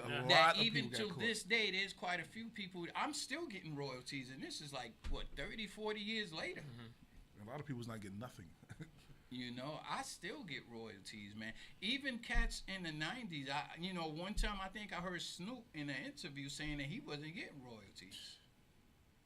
Meanwhile, now he owns the label. Right. But that's just, and that's one thing I think that was a bad thing for our time. Yeah. Because they was taking our music and using us against our own music in order for us to get, because we didn't see that type of money, like 30,000, like, and they making millions, or we just happy that we got 30,000. Yeah. Like we was happy that we just got a check. You didn't even see that then, I saw Roxanne Shante talk about she just wanted enough. She got money to go get a coat, go get her sheepskin or something, So, that is how the business has changed. You become wiser. Yeah. So who was the one that made that decision though? I think it was, between Daddy-O and Delight, because at the time, the only people, the only guys in the group that was getting signed was me, Daddy-O, and Delight. We the ones that did, at the time, Paul wasn't with the group, Fruit wasn't with the group, DBC wasn't with the group, Bobby wasn't. It was just me, Daddy-O, and Delight. Wow. And then after that, within that year and a half, is when we expanded the group. DBC had left the group as well too. Yeah. At one time. Yeah, he left. Was like a devastating beat creator. Yeah.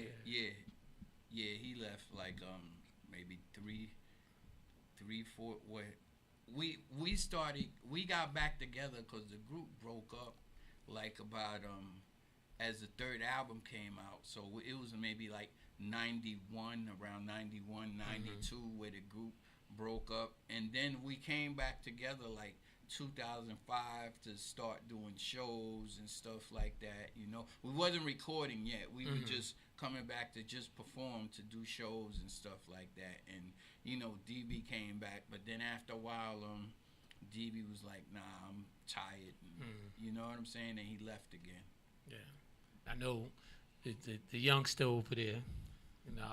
I tease him over there. I was gonna say I just heard earlier he said DV. You saying DB or DB? Nah, DB. So that's what I was. DV. See, that's what I was gonna show you. So, all right. I mean, you know better than me, but Who knows better than you? No, I'm saying Wise because he was in the group. But for us fans, I we just always telling knew. me that. No, because he said he was speaking to the youngster, and he said you know better than me. I was gonna say to the youngster, because you mentioned earlier, you asked how many members, so it was 7, right? So it was Wise and Daddy-O, right? Fuquan, DBC, what I miss? Delight, Prince Paul, and then it was Bobby Simmons, right? Yeah, That was the hip hop drummer. So that was their seven members, which was kind of unheard of. Like, remember back in the soul music, you had Earth, Wind, and Fire and these big groups, but for hip hop, that was unheard of to have 7 people in there.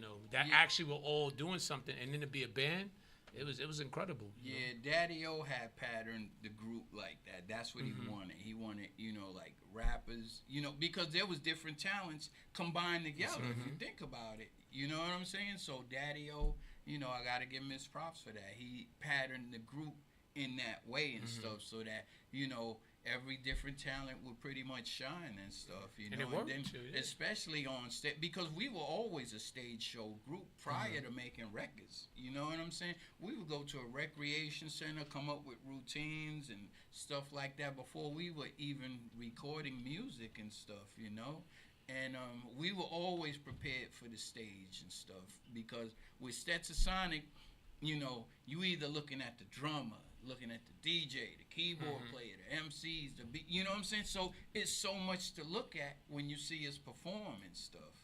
It's not like a regular rap act and stuff. It's so much, to watch and stuff, and we try to make the show exciting even till this day.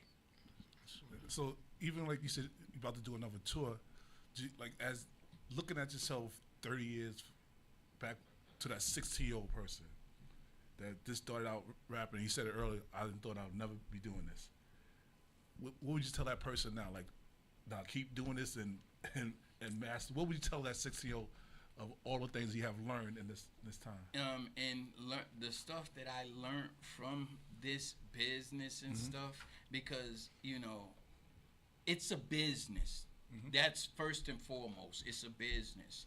You know what I'm saying? And you definitely got to be cautious with the paperwork and stuff like that. Always have an attorney, do research and stuff like that. You could wind up signing, because I'm sure there was plenty of artists that wanted to get put on that signed on a dotted line and didn't get paid a dime for their talent. You know what I'm saying? And we should be getting paid, for the talent that we have and stuff, for making these records and stuff like that. And, but just be cautious. Just be cautious, because even in a performance sense, you know what I'm saying? When you go in and perform, you got contracts there too. You know what I'm saying? In reference to your pay and stuff like that. So there's a lot of paperwork that goes on behind the scene, you know what I'm saying, that people don't think of. That, you definitely have to think about that and stuff, because you're not going to just, for a show be like, yeah, I'll perform and this and that, and there's not going to be any paperwork and stuff like that, because it's a certain way that, when you performing, you know how much you want to get paid. We get upfront money.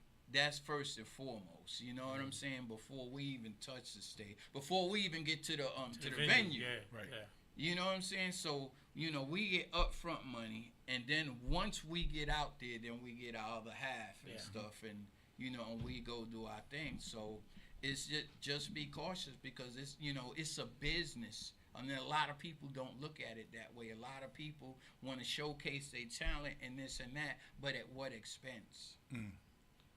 Actually, was there, piggybacking off of what he said, is there anything in these 40 years or so of performing that you look back and say, man, I had a chance to, maybe it was an artist that came along that you passed on, or was there a beat or something that came across that y'all didn't do, that you like, man, we missed that opportunity, or that was something that we should have jumped on? Wow, that's like getting Apple. I see what you're saying. That's a very good question. In reference, like, to an artist that I wouldn't say that I passed on it. It was this artist that when I moved from New York into New Jersey, and you know, I started working with him and stuff with his music and all this and that. And sometimes there are people that are ahead of their time that later on someone comes out with this at a record label, you know, puts them on and stuff, and you say to yourself, damn, I said I had this artist, you know what I'm saying, that was ahead of his time, that I shopped his demo and the whole nine and stuff, man, and nobody wanted to pick him up and stuff. And the thing about it, his sound and everything, he's like Biggie, man. But this was in the 80s that I'm trying to do this. You know what I'm saying? In the 80s, and this, you know, he got very discouraged and stuff like that, man. And, you know, I don't blame him, because the thing about it, his sound was his sound. Right. And that's the sound he wanted to put out and stuff. You know what I'm saying? But a lot of labels, think about it, it's the 80s, and, you know, a lot of labels weren't ready for it. You know, so sometimes you could have an artist, you know, that's an unsigned artist that's ahead of their time. You know what I'm saying? That, you know, later on, someone else comes out with that same idea and stuff, and all of a sudden, boom, they're put on and they blow up. You know, but with this artist and stuff, man, you know, I felt bad at the time, but I realized that he was just ahead of his time. Which happens, And I wanted to get him out there like that. You know what I'm saying? With the sound that he carries and stuff like that, because for all I know, it could change hip hop.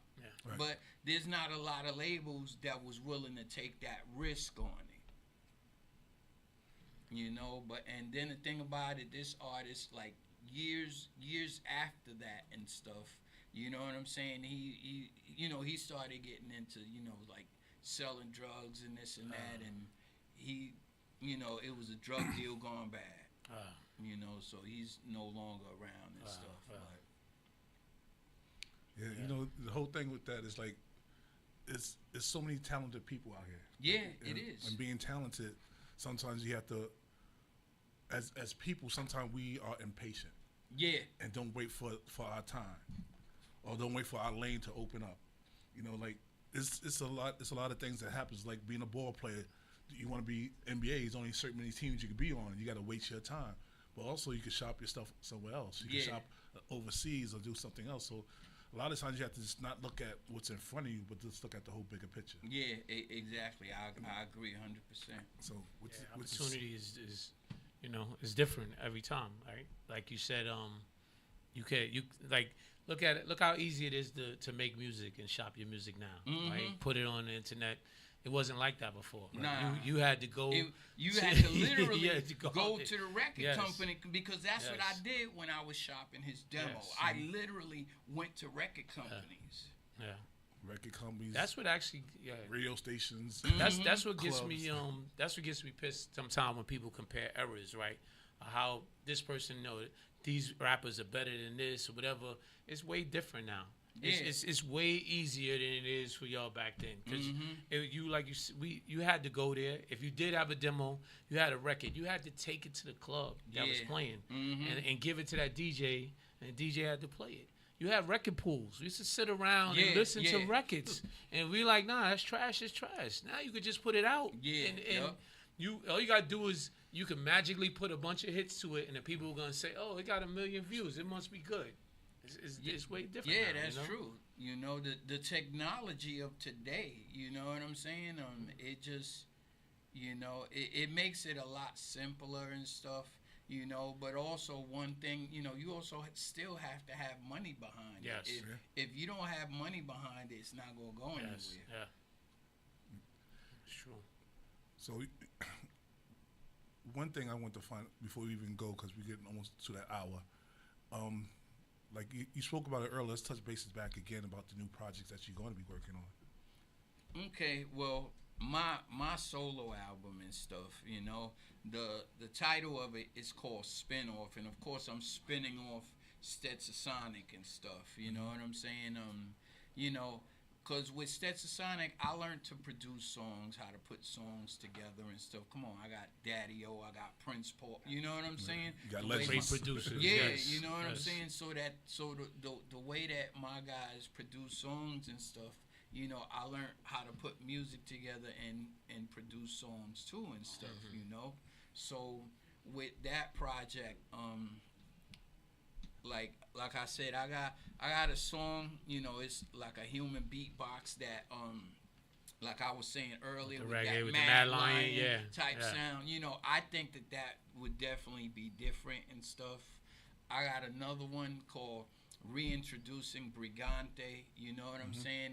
And that song, and one of the reasons why I call it Reintroducing Brigante is because when we in Stetsasonic, we did our new album, and the solo that I had, it was called Introducing Brigante, but So it it's the really reintroduce. wasn't put out the way that I was expecting for it to get put out. You know what I'm saying? The music changed, and it wasn't put on streaming platforms. Okay. You know what I'm saying? It was on CD, and I was disappointed as to why it was not put out on the streaming platform. And it was because who really buys CDs and whatnot? You know what I'm saying? So anybody that streams would never hear the song. Right. You know, so, and it was called Introducing Brigante, so I got a cut called Reintroducing Brigante.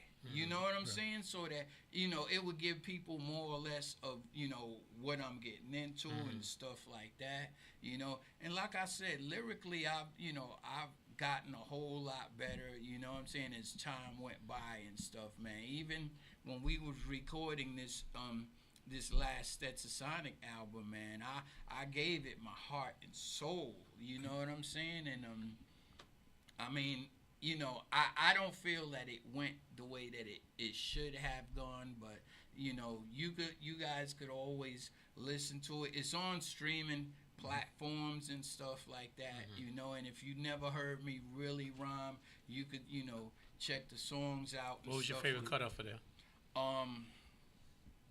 It's a cut I produced. It's called Handle. Okay.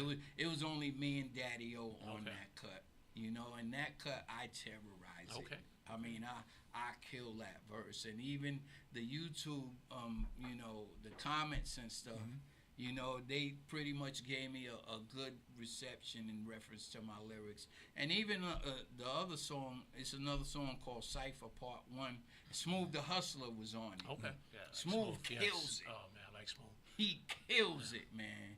You know what I'm saying? But we had this female on it named Mala Rains and stuff. And then I was the third person, Daddy O was the fourth person on it and stuff. I killed that track too and whatnot, you know. And You have any features on your solo project? for my solo project, as of yet, I don't have like any features on it. I would like Kane. I would like Tretch from Naughty by Nature. okay. You know what I'm saying? Because you Let's know, put that out Tretch there, is eh? nice too, man. Let's put that out there to them. And You know? let's put the battle of you and Dougie on it too. we could do that, yo. Call them out. You know, Jay hey, yo, Star. Doug. Put your Can't- valleys on. Wait, we No. can't ask Vinny, but Jay Star, we need you to get to Tretch, man. We need you to get to Tretch. Yeah, but I You know? would definitely like Kane, like Tretch. Like I would like to do a song with both of them, you know, in that one song. Wow. Just, you know what I'm saying, that I would rhyme Tretch, you know what I'm saying, but I would want that right there and whatnot, man. I mean, there's other artists that I would, you know, like to do songs with. EPMD definitely. I don't mind doing songs Yeah, we with just both saw of them. Yeah. Seen Paris. You know, with both of them, man. Eric and Parrish, good guys, man. You know. So, you know, we talked about, you said like talked about Kane, and you know, Kane being the man, really. How did you feel when the situation that went on with him and Max B? I don't know if you know, Max B had made some comments about Kane and basically saying he's outdated and all this. So how do you feel about these new rappers saying stuff like that? I'm not sure. You know, I'm trying to recollect because I think I heard something about a month ago to that effect. you know, I think I heard, you know, something in reference to that and stuff, man. You don't want to go there with Kane lyrically. Lyrically, I don't think so, man, because I think even Kane, even as a performer, you know what I'm saying? Or even if Kane battled somebody live and stuff, man, you know Kane is going to come out with something like he did, drop the mic. Oh, and man, that was, you know what I'm saying? Kane, yo, like he says in one of his records, he roasts MCs like a barbecue. Yeah. You know what I'm saying? Because Kane, he's no joke, man. Even till this day, man, it's going to be hard to touch that guy. It's going to be hard to touch him. And I ain't saying it because I admire him. No, you know, I say it because even nowadays that I've heard him rap on the internet and stuff like that, yo, this guy talking about say something about add a BC hat or something. I'm like, yo, this guy he's too much, man. You know? He's you know, I mean, I'm being from the Bronx and KRS and seeing him was, you know, for me, but it's always been KRS, Rakim, and Kane, and it's interchangeable for me. You know, I mean, Rakim and KRS, don't get me wrong, you know what I'm saying? They nice too. They real nice too, cause I've listened to cause KRS put a lot of music out, man, and I've listened to a lot of his music as time went by, and this guy continues to get better too, man. He continues to get better too. I always thought Rakim was the lyrical one. You know, when it came to a battle or getting in somebody's face and the show, I always thought that was KRS. Yes. But I thought for Kane, he had both. Like he had the lyricism and he had the stage performance that made went him. with it. Yeah. You know, but KRS-One, he's nice too, man. You know what I'm saying? Matter of fact, KRS, him and my birthday, same day, same month, same year. Oh, wow. Okay. You know, I didn't know that till I had went online because I was looking up something and I had to look up KRS-One and I saw his birthday. I said, oh, damn. I said, get out of here. All I remember is 1964 in the state of New York. I remember saying something out of the lyric, right? That was the year. You know, because, his birthday his birthday and my birthday, same day, same month, same year. I'm like, wow. What are the odds of that? Two guys being in self-destruction, too. Right.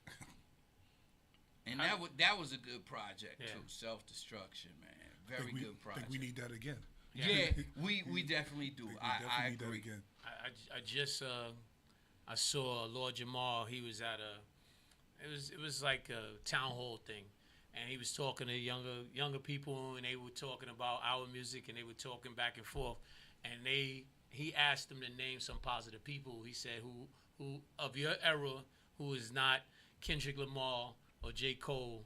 And you know they couldn't really say much, and they said, "Oh, y'all didn't make positive records today." And Lord Jamar, you know, it was going back and forth, so he didn't think about it. But I was like, "Did y'all not hear self-destruction? Did y'all not hear all in the same gang? Hear yourself?" Exactly.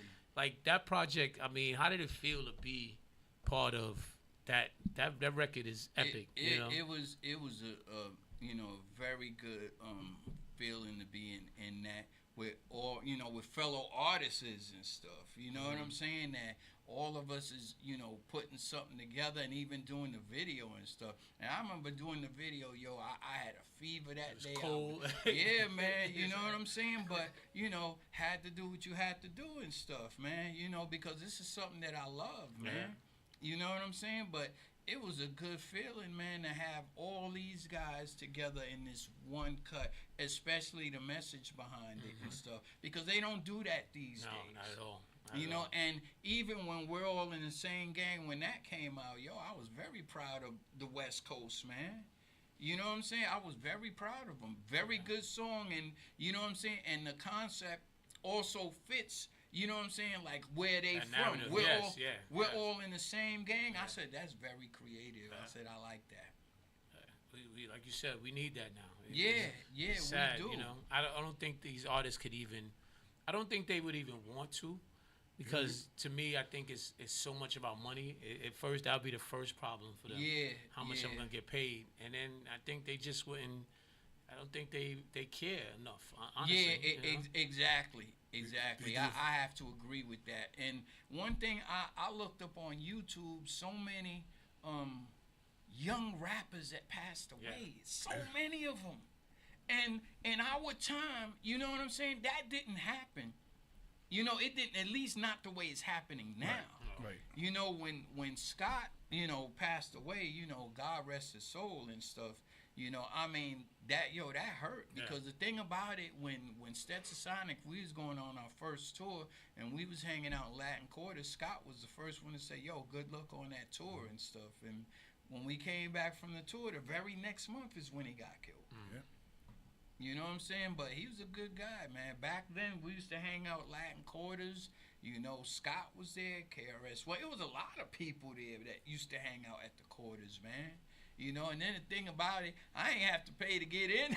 You know? So I would go almost every Friday or whatever. You know what I'm Friday saying? and Saturday. You know, but just to see, you know, all my fellow, you know, my peers and stuff, you know, and just to hang out with them, man. You know what I'm saying? It was a really good feeling, man, and you know, ultramagnetic. You know what I'm saying? But it was a good feeling to, you know, just, and then to hear your song get played and people.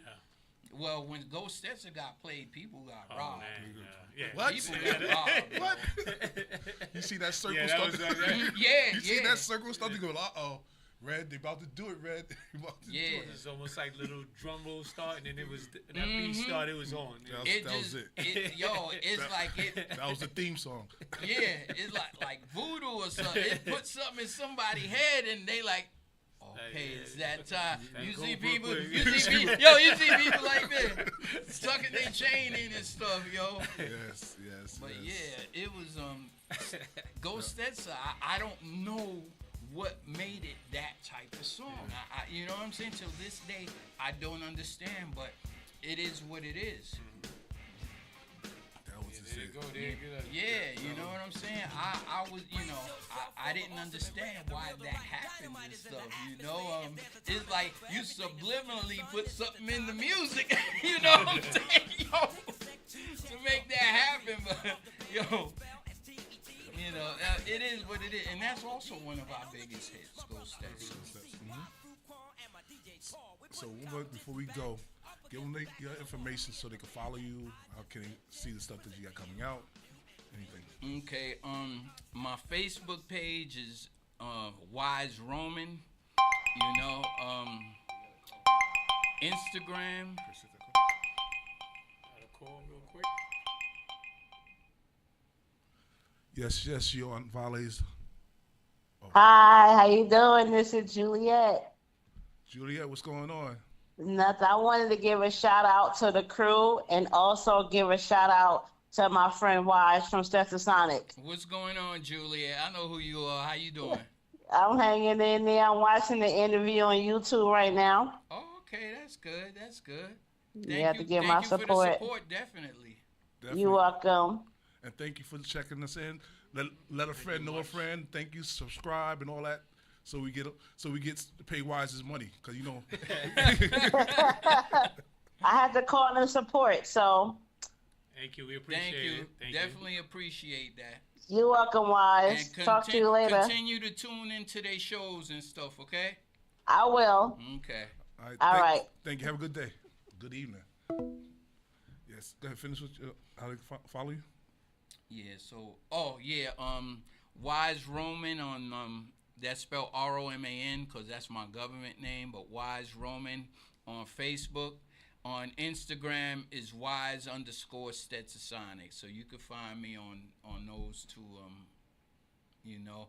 And you know, when I'm ready to you know, to put something, you know, to post something on there and stuff in reference to my music and stuff, because I was already thinking about doing that. I just, you know, it's just a certain song that I want to complete and, you know, take care of what I need to take care of for that song before I actually put it out.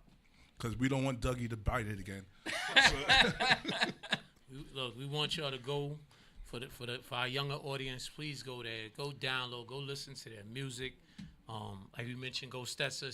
For you, Stetson is the ante up that you hear right now. When you know how when MOP ante up comes on and people lose it. That's how Stetson. That's how when that song came on. And also, you know, we have a new album out called Here We Go Again. You know, so for those, I know, our fans that heard the On Fire album, the first album, the second album, In Full Gear, possibly the third album, Blood, Sweat, and No Tears, but we did put out a new album in 2023 called Here We Go Again. Y'all could stream that and stuff. When we do have like 7, 8 videos out on YouTube right now with our new music, so y'all can peep that out too. Just go under Here We Go Again, and you'll be able to see the videos that we put out. Yes, thank you once again to our brother Wise here doing his thing. Even though we thought he was light-skinned black, but he's Puerto Rican. Right? So let's remember that he's Puerto Rican. And listen, we're going to try to get him to make some of those songs in Spanish because we're going to get him to do some reggaeton too one day. He doesn't do reggaeton, he said. Well, he doesn't like the reggaeton. He does the beatbox. So you need to do a rhyme with the beatbox. Yeah, the reggaeton, I mean, it's okay for those people that create it, but that's just not my cup of tea right now. So once again, thank you, Brother Wash, for being here. Not a problem. We appreciate man. you. It's And good to be here, and you guys, definitely, good luck, on the show and stuff like that. Yes, sir. I wish you guys a lot of success and stuff, man. Really good show. Listen, we keep getting our brothers coming here from back in the days. It doesn't make a difference as long as we got the love going together. That's it. Okay. There's one thing about violence. We talk about brotherhood, just like Stetso talks about brotherhood within them. So no girls can get on our team. So it's about brotherhood, right? So the He-Man Woman Haters Club. No, don't say that on this show. Not on this show. No, he already getting enough trouble on that one. I'm playing with that, yo. But listen, once again, thank you again, Brother Wise. Thank y'all for being here with us. Thank you, LB. Thank you, Renee. Thank you, Juice Holloway. And let's not forget, this was a teaching moment because I learned a lot today. Even though Mark had to keep pointing that in my face about it, but I did learn something today. Because I be wanting you to go get your history. I be wanting you to go in there. Because like sometimes the leader sometimes got to be a follower, and that's what I did today. I followed and I just went with the flow. That's what it is. Look, on that note, so Wise, growing up, your parents say eat these vegetables, whatever. You hated it, but as you got older, you realized it was so. I have to force feed him music vegetables. Okay, you know what I'm saying? I gotta force feed him this. And look, and that's my son. I just give up. I'm tired. I'm gonna teach my grandson. He can start fresh. But once again, thank you for tuning in. We'll be back at you next week. No, we won't be back next week. We'll be trying to get everything done, but we'll be here the week after that. No, I'll be here next week. No, I won't be here. Next week. No, I won't be here next week. But next week we won't be here. The following week we'll be here. So see y'all then. Tune in once again to DV. The V. Right? Got it? Just say the V.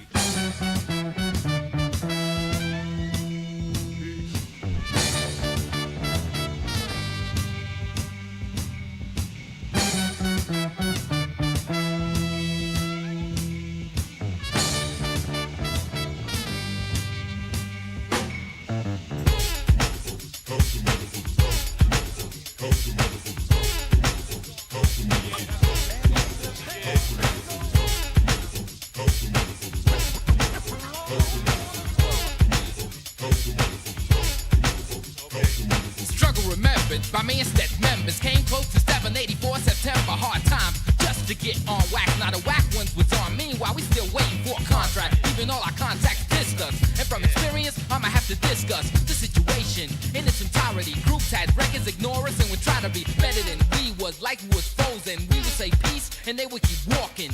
But you know what's the ultimate diss? Being booked on the show and told you're not getting paid for this. Spending money almost broken. Riding the train so you gotta buy tokens. Taking the chances at times you can sneak on friends or rebel so there's no one to lean on. Start with the teasing, say nigga pleasing. You never be successful but to put us down without a reason. Then we do it just for laughs, but the last laugh was done by us because we stuck to the path of rapping. Lips stop flapping, showing up to all our shows and start clapping. And like a blow pop went out like a sucker.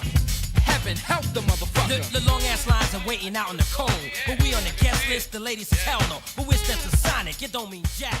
The front of the line, no, we in the back. I gotta write to that and stuff, and and as I wrote it and I started to lay it down, see it. I see the cadence, everything, the flow. Yeah. It reminds me. Man, I'm like, yo, I would like to have beats, like another beat similar to like that right there, man. Every time I run into him, we gonna put that out to him. Kane. See it? Every time I run into him, he said Tretch, like, yo, that's it, man. Yeah. Oh, Doug gonna get it. Yeah, he gonna get it. Doug gonna get it. Yeah, man, this guy, even till today, he will not admit that. Now, if you listen to our new song called Handle, There's Just Me. Yeah, I'm gonna play that one. Yeah. Me and Daddy O was talking about Doug, saying it's a line that Daddy O says something about claiming it as.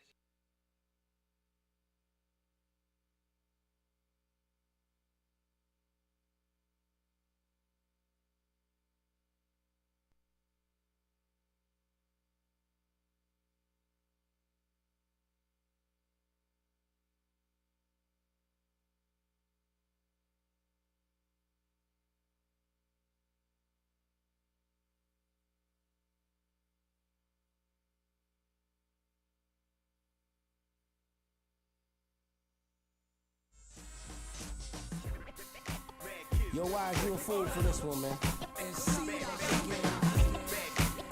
What up, Paul? What up, Bobby? We got you later, Delight. Yep.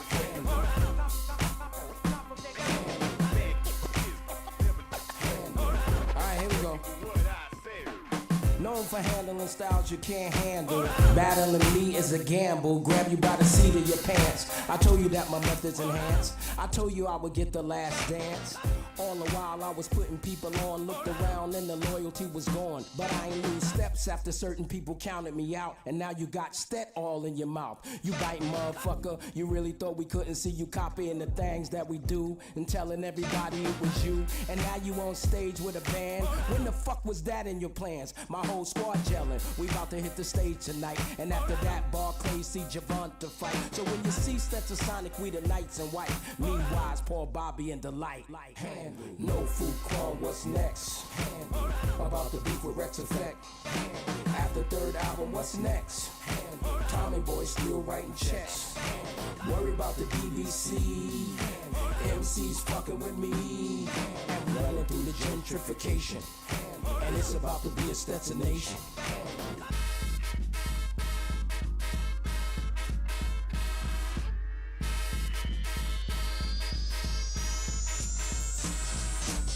We eat opponents like Lunchables. Get in the ring doing our thing to the point we're untouchable, but clutchable. When hitting you with combos and throwing bombs, yo, to make you think it's Vietnam, yo. I'm on a rampage, headed for the grand stage. Recording vocals from the studio in my man cave. Pure hotness, so forget about monotonous. I'ma rock this, and you couldn't even stop this. I'm steadfast, cut you like a head gash. Get your head smashed, red splash, bloody to the point you're dead fast. Can't get with my monopoly, I gotta be aggressive when I'm rolling, there ain't no stopping me.